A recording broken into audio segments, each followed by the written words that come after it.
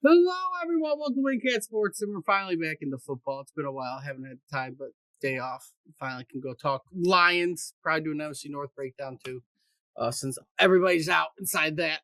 But news going on, and we're kind of do a year in review with the Lions too. First, we'll start with the year in review with what happened. Last place finish in the division, though winning record 9-8.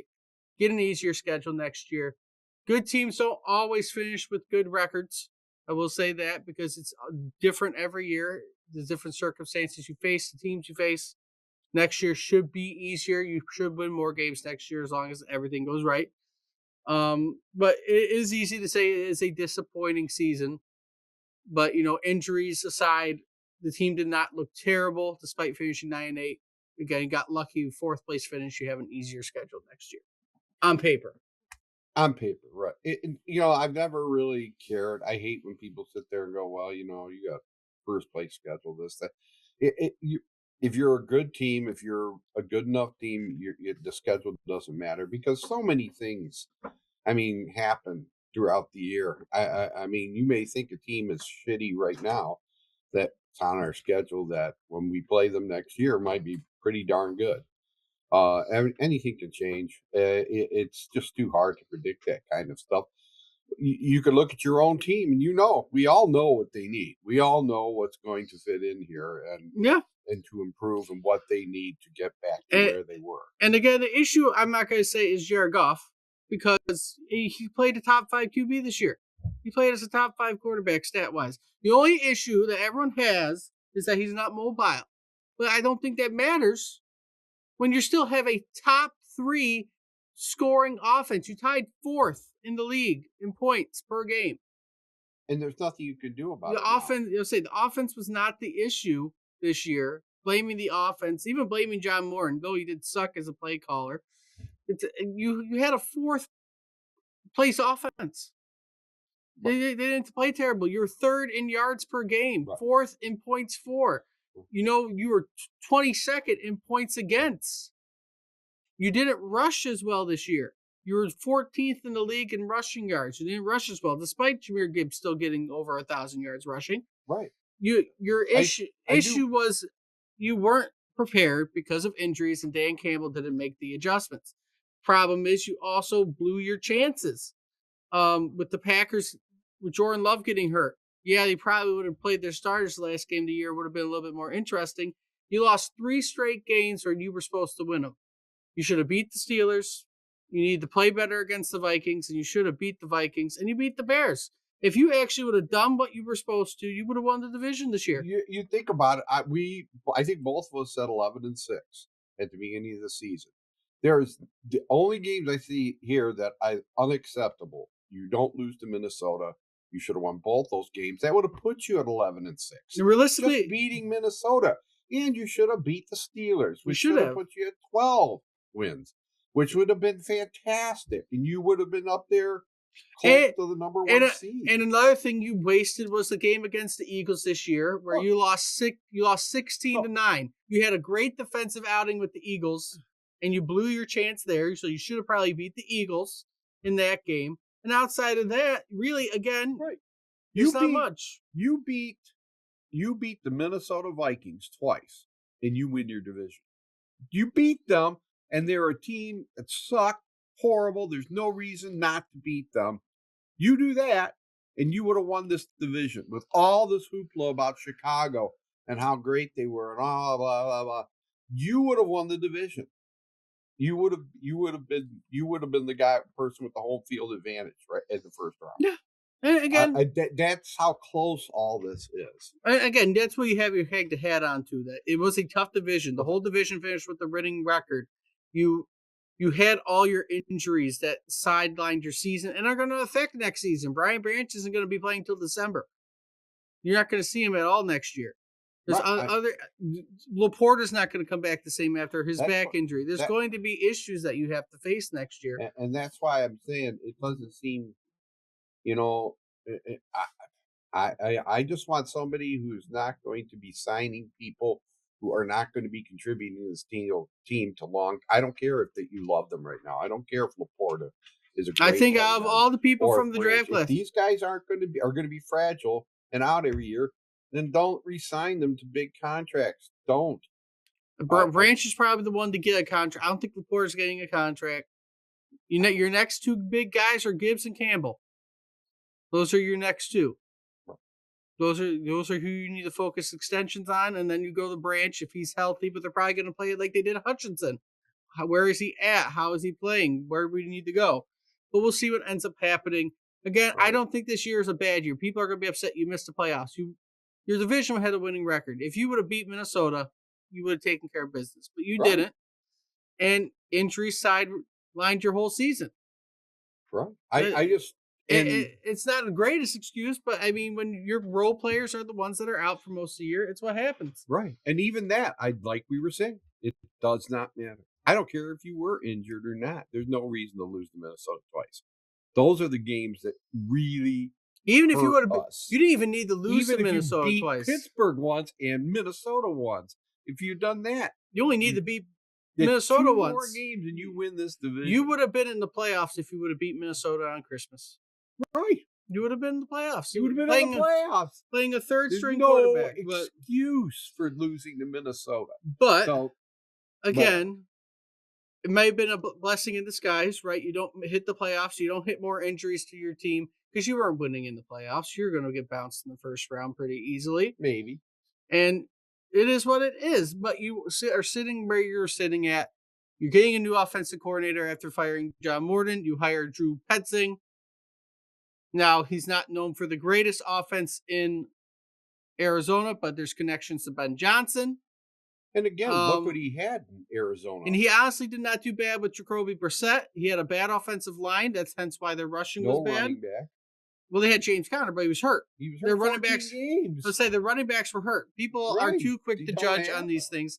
He might not be as terrible as the stats say. Again, there's connections to Ben Johnson.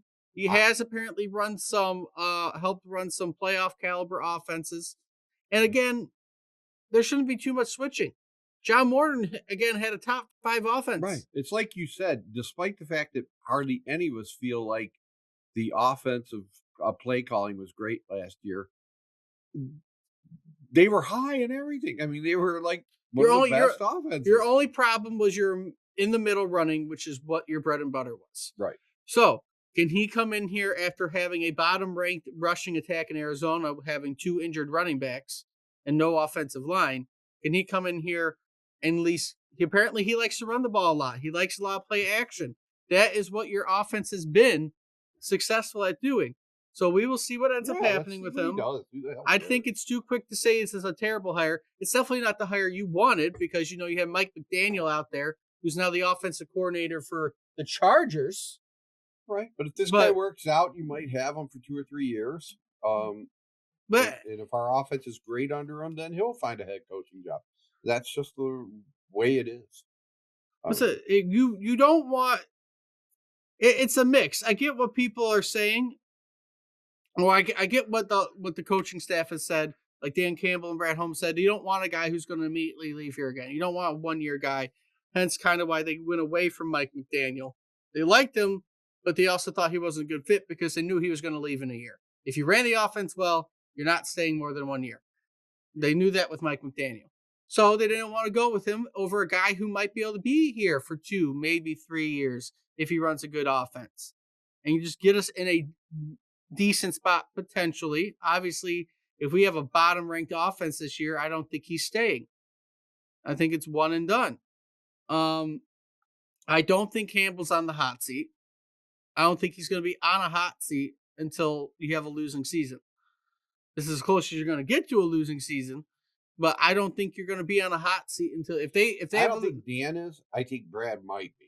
Brad, I think depending on how you play, if you get a losing season, that is when the hot seat turns on right now because you've had 4 straight winning seasons, or 3 straight. You're going for 4. I don't think you've had 4, but you might have had 4. You did have 4 because you were 9-8 4 years ago. So 4 straight winning seasons under Dan Campbell. Do not make the mistake you have with Jim Caldwell and say 9-8 is not good enough. Okay, you have a winning record. You're playing well. I'd rather be 9-8 and getting lucky every now and then than 3-14 every year which is what it is. And then a lot of randomly it be is good. luck. And like I said, I don't think the Bears are going to repeat next year. I don't think No, they're not. they had so much luck on their side. Yeah, a lot of luck this year, which we'll get into. They won like 7 games in the last 2 minutes. Yes.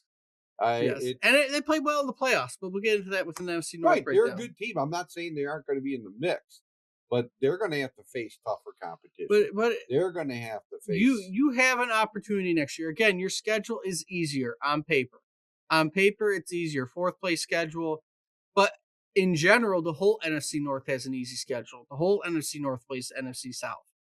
We all play the AFC. And we got to play each South. other. We play each other. We're all good. This whole division could win more than 12 games next year. And if some weird, freaky thing I heard online and stuff, a rumor that Burrows might go to Minnesota, I don't think that's going to happen. But if that happened, we'd be here's my only acceptance if you're going to get rid of Jared Goff right now. And this is my own little thing. You can't get rid of him. No. Apparently, Josh Allen could potentially be becoming unhappy in Buffalo. You do the same trade you did for Matthew Stafford. 3 firsts and a Jared Goff to Buffalo for Josh Allen. Whoa! That would be awesome. I would like that a lot. I trust I would take 3 firsts. Well, that's the deal. If you could get less than that, I'm fine with that. If you can make that a better deal. But you do that deal with Buffalo if Josh Allen wants out. And again, I have no problem with Goff. I think Goff can get you to a Super Bowl. That would be amazing. But Josh Allen, despite him running and doing all he does not get hurt. Joe Burrow gets hurt. 30, but nothing is saying that he can't adjust his game to run a little less and to be a little more less aggressive as far as taking a knee now and then instead of sliding, right, or going sliding. Out of bounds. But again, that would be my only acceptance of getting Goff out of here is if you go get Josh Allen. I don't want Joe Burrow just because Joe Burrow gets hurt. He's a good quarterback, but he gets hurt. He might go to Minnesota.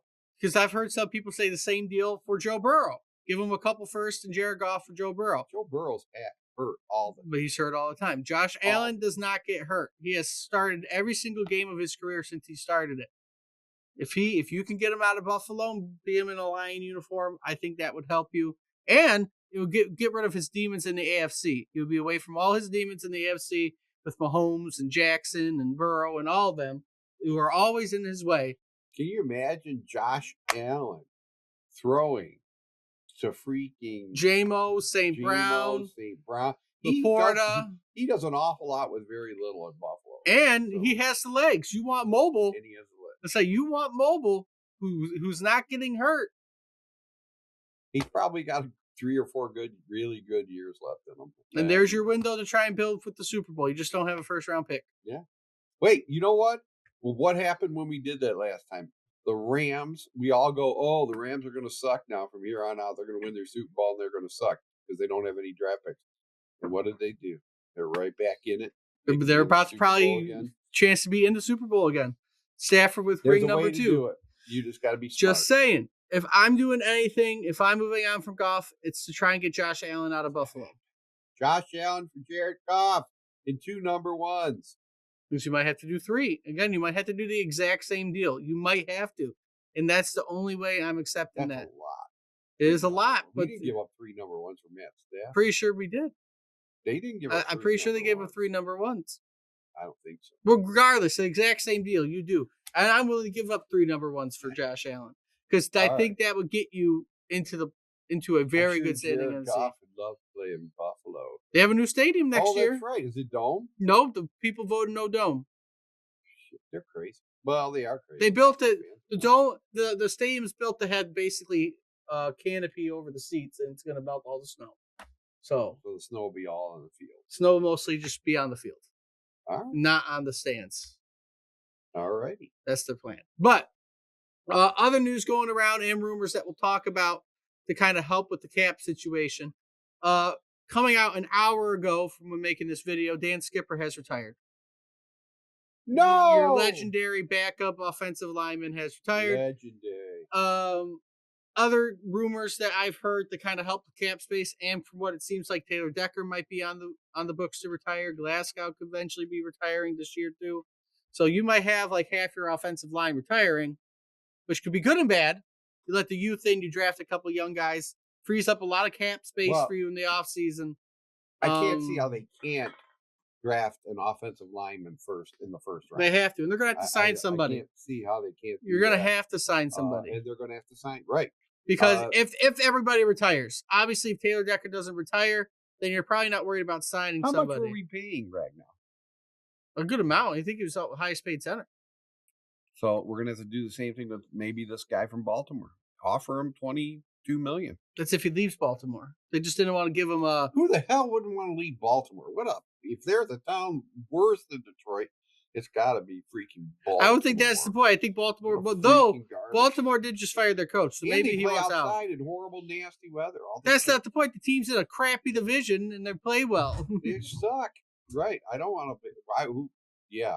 They're good. They're a good team. Come to Detroit, buddy. Lindenbaum, whatever his name is. But that's the rumors I've heard to kind of open up cap space, restructure Jared Goff's contract so that you open up some space. We can go from having like 16 million to like over 100 million, depending on like restructuring a couple deals. Some people retire, trade Monty, all that stuff. And Monty might not be on his way out with a new offensive coordinator. He might. That's the other rumor going around, is that Montgomery could be requesting a trade out of Detroit. Will he? Will he not? We will see. Nothing fully yet about a trade request that I've seen, but I know he's not happy with his load management that he had last year, with the amount of touches he got. So maybe with a new offensive coordinator, they might be working that into the whole system of things as well, in general. But we'll see. Well, why are you looking over there? Why are you distracted? I saw a big flame go up, and I thought all those stuffed animals were burst into fire. But in general, it is interesting to fully see what could be going on with the Lions, because it's going to be an interesting offseason. Who are they going to go after? What are we going to end up doing? But I haven't seen a lot of stuff between everything going on. But again, we moved that. We didn't want Mike McDaniel. We went with somebody who we felt a little bit better about. Again, could Ragnow? Well, Ragnow's not coming back. Could Decker retire? Could Glasgow retire along with Skipper? Could we potentially be trading Monty for stuff? It's all cap stuff that we're looking at. Right. I approach this. People should have fun with this. At least, we're going to have some new players. Tyler Lindenbaum. I would give him what he wants and try to get him here, because that would immediately, if you think about it, you draft a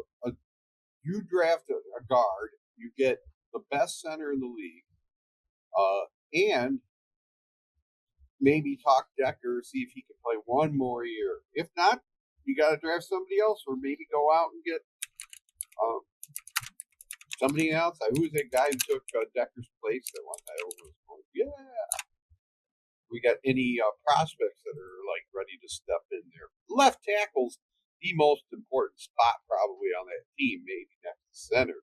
He's protecting Goff's backside. You got to have somebody in there. The other thing you got, maybe they move Penny Sewell over. The other thing you got to look at, who are your biggest free agents and who's staying and who's coming back. G.J. Reader, you're going to save money. You're not signing him. Right. So he's gone. Alex Anzalone, I'm sorry, he's gone. I heard that he might come back. Unless it's a good deal. I'm not paying him more than what he already made. Right. You got to free up cap space. You got to re-sign Gibbs. You got to re-sign Campbell. Khalif Raymond. I could see Khalif Raymond coming back. I could see him coming back. They might move on from him, but I see Khalif Raymond coming back. He's solid. Solid third right. Amik Robinson. You have nobody in your secondary. You can't trust Terrion yet. Rackstraw's been hurt the past 2 years. So you're probably going to bring back Amik Robinson if he wants to come back to a reasonable deal. Anzuarke, gone. He barely even play this year. Roy Lopez. Is he on the team still? Well, he's been hurt most of the year. Roy Lopez, he might come back as a backup. He might. He did not play terrible this year. He's a rotational guy, yeah. Marcus Davenport, Get rid of that gone. Guy. Josh Pascal, gone. Grant Stewart, maybe. He's 1.7. He was a backup linebacker. He was mostly on special teams. So maybe. Daniel Thomas. He's a safety. Never heard of him. Maybe. Maddox. Sure, bring him back. He didn't do terrible this year. Muhammad. Yeah, he Sign did do that. Muhammad. Bring Muhammad back. Then you're not going after defensive end. You're not going after that. He had 11.5 sacks last year. Bring him back. Well, it seems like our draft is going to be totally concentrated on the interior. It should just be lines. Lines and then maybe secondary. Get more depth in that secondary. You're not going to fix every hole. Figure out who you want as a backup quarterback. You don't have to go through each one of these. They all are nobodies. Well, I'm just trying to go over. I like Rock Ya-Sin only because of his name. That's pretty Kyle cool. Allen should not come back next year as your backup. Find a more reliable backup. Shane Zeistra. You can bring Zeistra back. Yeah, He's a good tight end horrible. 3. Jake Bates. Sign Bates. Malcolm Rodriguez. Of course you're signing him. Sign Malcolm Rodriguez. Yes. Rockison to come back. Yeah, sure, whatever. Rock Ya-Sin. But you need to figure out who you're trusting the most to help you next year. Most of these guys I'm not bringing back. You need to free up a good amount of cap space. You don't tie it into people who are not going to be All playing. this team did in the offseason was fix the offensive line. I'd be happy. If the other parts aren't completely where they should be, well, whatever. You know who's available next year? Trey Hendrickson. He's available in this offseason. Mike Evans. You want to bring Mike Evans to Detroit? No. No, you don't. Trey Hendrickson's 34 years old. 31. 30. By the time he's available, though, it'll be. No, he's a free agent this offseason. Oh, this offseason. This offseason. I mean, if you want to sign him for a year or two. Khalil Mack, if he wants to randomly come here as an edge rusher, sure, why not? 35 years old. Yeah, I mean, that's what I mean. These guys are not. Trevon Diggs, you want to have him? No, he sucked this year, though, to be honest. The thing is, if you get a Trey Hendrickson, then they're not going to be able to double team both him and Hutch. Jonah Williams Williams going to be free. Jonah Williams is available. Braden Smith is available, both right tackles that are high up on this board. We want a left tackle because that's what Deck is. I think you could switch like anybody you said, to the other if side. Penny Sewell could switch over to the left side easily. Hanson Reddick's going to be a free agent. Is he going to cause issues, though? That's the question. Joey Bosa is a free agent at 30. Maybe. If you wanted to put him on the other side of Hutch. Are they rating these guys? I think it's off of contract, not off okay. of like what they made last year. Well, I mean, Bosa, yeah. I mean, Darius Slay as a backup at 35 or 36. Why not? you wouldn't have to pay him much. No, you wouldn't.